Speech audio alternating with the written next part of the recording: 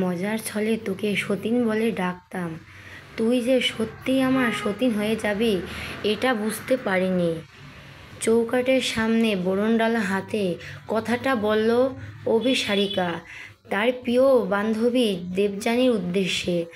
ওর চোখের সামনে নবদম্পতি রূপে দাঁড়িয়ে আছে ওর স্বামী আর প্রিয় বান্ধবী। কোনো দিনও ভাবতেই পারেনি ওর জীবনের সব থেকে গুরুত্বপূর্ণ দুজন মানুষেরই ওকে জীবনের চরম আঘাতটা দেবে। বৌমা, ওদেরকে চৌকাঠ থেকে চলে যেতে বলো। এই অনাচার আমি হতে দেব না। তাচ্ছিল্য ভরা দৃষ্টিতে তাকালো সারিকা ওর স্বামীর আবিরের দিকে। মাথা নিচু করে দাঁড়িয়ে আছে ও। এমন কাজ করো কেন যে কাজের জন্য মাথা নিচু করে থাকতে হবে? আবির মাথা তুলে করুণ দৃষ্টিতে তাকালো সারিকার দিকে। 4 বছর ভালোবাসার পর 5 বছরের মাথায় 4টে হাত এক হয়েছিল ওদের। এখন বিয়ের বয়স 6 বছর। প্রায় 10 বছরের ভালোবাসাকে মাটিচাপা দিয়ে আজ দুটো হৃদয়ের বিচ্ছেদ ঘটালো। আমায় ক্ষমা করো সারিকা, আমি নিরুপায়। আমি বুঝেছি জীবনে চলতে গেলে একটা সন্তানের খুব দরকার। হাসলো সারিকা। ভাগ্যের কি করুণ পরিহাস! একটা সন্তানের জন্য নাকি 10 বছরের ভালোবাসা মিথ্যে হয়ে গেল। সারিকার চোখে এক ফোঁটাও জল এলো না। যেখানে বিচ্ছেদটা চূড়ান্ত সেখানে অপাত্রের চোখে জল ফেলে কোনো লাভ নেই। ভালো করেছো। ভগবানের কাছে প্রার্থনা করি তোমাদের দুজনের সংসারে একটা ফুটফুটে সন্তান আসুক। দেবযানী সারিকার কাছে এসে ওর হাত ধরতে চাইল কিন্তু ও বাধা দিল। আমাকে ভুল বুঝিস না সারিকা, আমি তোর সংসার ভাঙতে চাইনি। আমি তোদেরকে একটা সন্তান দিয়ে এই বাড়ি থেকে চলে যাব। এমন কথা বলতে নেই দেবযানী, এখনও সংসারে প্রবেশই করলি না, তার আগে চলে যাওয়ার কথা বলছিস? আজ আমি নিজে তোদের দুজনকে বরণ করে ঘরে তুলব। বাত সাধল সারিকার শাশুড়ির মা। ওর সামনে এসে দাঁড়ালেন উনি। এভাবে নিজের জায়গা ছেড়ে দিও না বৌমা, নিজের সংসার নিজের হাতে শেষ করে দিও না। সারিকা মৃদু হাসে শাশুড়ি মার কথায়। সংসার তো অনেক আগেই ভেঙে গেছে মা। আপনার ছেলের জীবনে আমার প্রয়োজন ফুরিয়েছে, আমাকে বাধা দিবেন না। রাগে গজগজ করতে করতে সারিকার শাশুড়ি মা মিসেস গায়ত্রী দেবী নিজের ঘরে চলে গেলেন। বসার ঘরে এখন শুধু দাঁড়িয়ে আছে ওরা 3 জন আর আবিরের বোন অন্তরা। অন্তরা রান্নাঘর থেকে একটা থালায় দুধ আর একটা আলতার কৌটো আনো তো।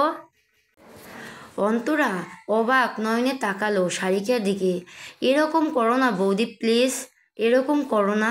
সারিকা হালকা শব্দে করে হাসলো।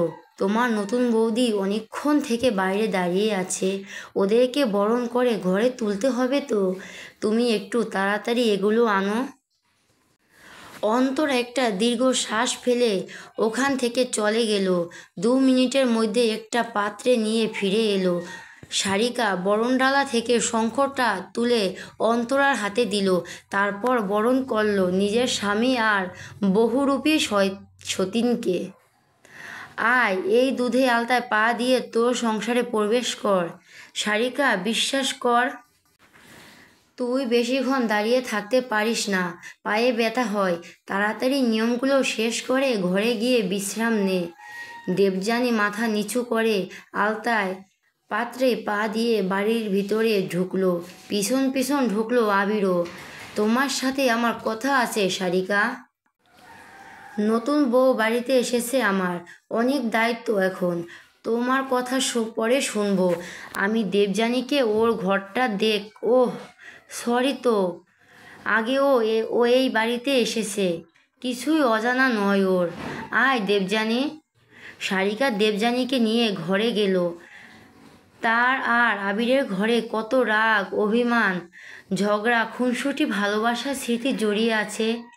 এই ঘরে বরটাও যখন ছাড়তে পেরেছি তখন ঘরটা আর কি। আজ থেকে এটা তোর আর আবিরের ঘর, নিজের মতো সাজিয়ে নিস। কিন্তু সারিকা, এটা তো তোর ঘর। সারিকা তাচ্ছিল্য ভরা দৃষ্টিতে তাকালো দেবযানীর দিকে। বরটা যখন তোকে দিতে পেরেছি, ঘরটা আর এমন কি। দেবযানী সারিকার হাতে মুঠো করে ধরল। আমায় ক্ষমা করে দিস সারিকা, আমি আবিরকে তোর কাছ থেকে কেড়ে নিতে চাইনি, কিন্তু কবে কিভাবে যে আমি আবিরের প্রতি দুর্বল হয়ে গেলাম। সারিকা দেবযানীর হাতের উপর হাত রাখল। তোদের দুজনের প্রতি কোনো অভিযোগ নেই আমার। তোরা দুজন প্রাপ্তবয়স্ক, সঠিক সময় সঠিক সিদ্ধান্তটা নেওয়ার জন্য ধন্যবাদ। দেবযানী খানিকটা অবাক হলো। তুই এতটা নির্বাক হয়ে আসিস কি করে সারিকা? সারিকা দেবযানী প্রশ্নটা এড়িয়ে গেল। আলমারি থেকে ওর একটা নতুন শাড়ি বের করে দেবযানীর হাতে দিল। কাপড়টা পাল্টে আয়, এটা একদম নতুন শাড়ি, আবির আমাকে দিয়েছিল এবারের বিবাহ বার্ষিকীতে। তুই তোর বিবাহ বার্ষিকীর উপহারটা আমাকে দিয়ে দিচ্ছিস? এই উপহারটা যার কাছ থেকে পেয়েছিলাম তাকেও তো দিয়ে দিয়েছি। এইসব কথা বাদ দে, শাড়িটা পাল্টে আয়, আমি ততক্ষণে আমার প্রয়োজনীয় জিনিসগুলো গুছিয়ে নেই। দেবযানী শাড়িটা নিয়ে ওয়াশরুমে চলে গেল। সারিকা ওর কিছু জিনিস, প্রয়োজনীয় ডকুমেন্টস সব একটা ব্যাগে ভরে নিল। বালিশের তলা থেকে একটা কাগজ বের করে তাতে চোখ বুলালো। ও এতক্ষণ ধরে চেপে রাখা কান্নাটা বুকের ভিতর দলা পাকিয়ে উঠল। নিজের পেটের উপর হাত রাখল।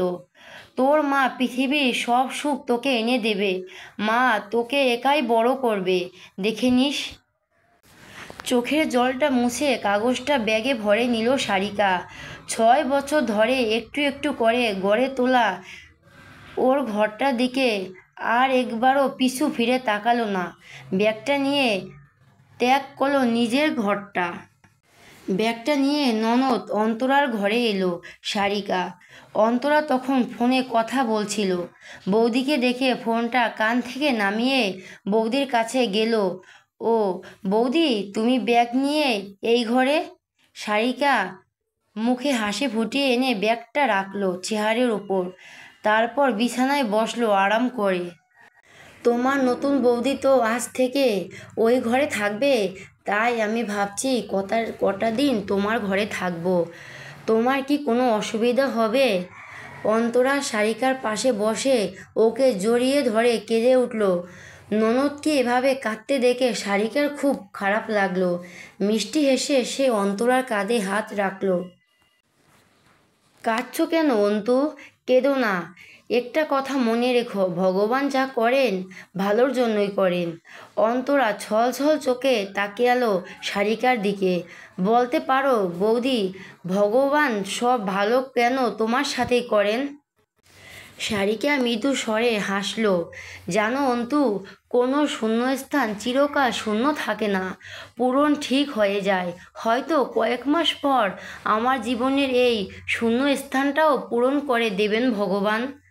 অন্তরা বিস্মিত দৃষ্টিতে তাকালো সারিকার দিকে। কয়েক মাস? এটা কেন বললে তুমি বৌদি?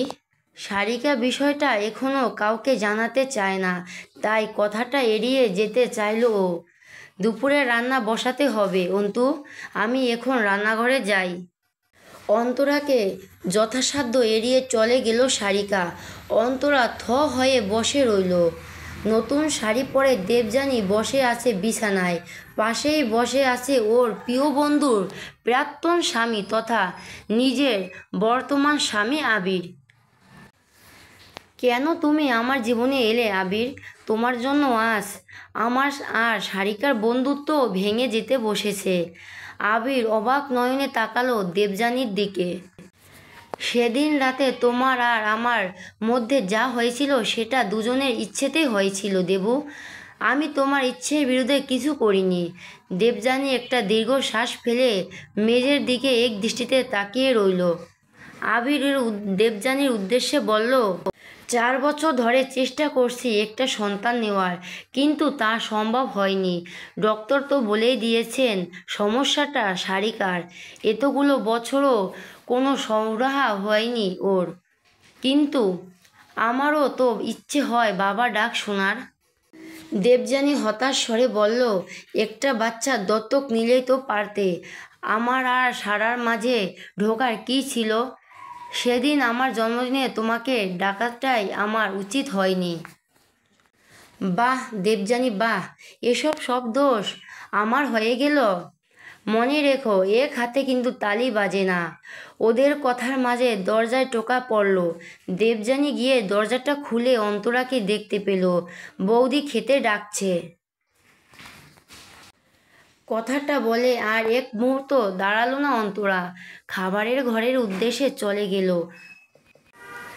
কথাটা বলে আর এক মুহূর্ত দাঁড়ালো না অন্তরা, খাবারের ঘরের উদ্দেশ্যে চলে গেল।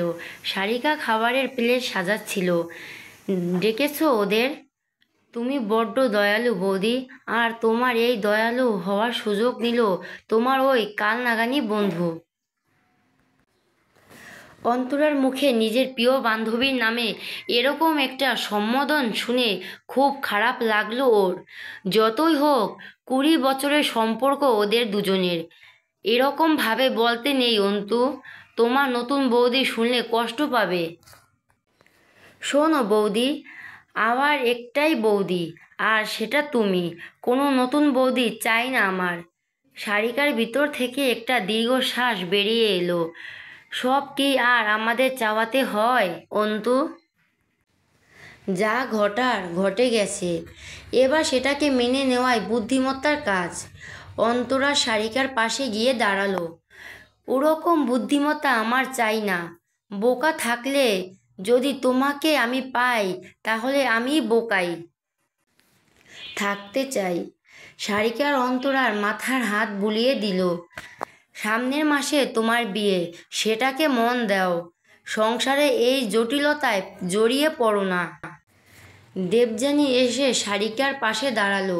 সারিকা আর চোখে দেখলো, কিন্তু কোনো কথা বলল না। আমি তোকে হেল্প করি সারা। সারিকা দেবযানীর দিকে তাকিয়ে হাসলো।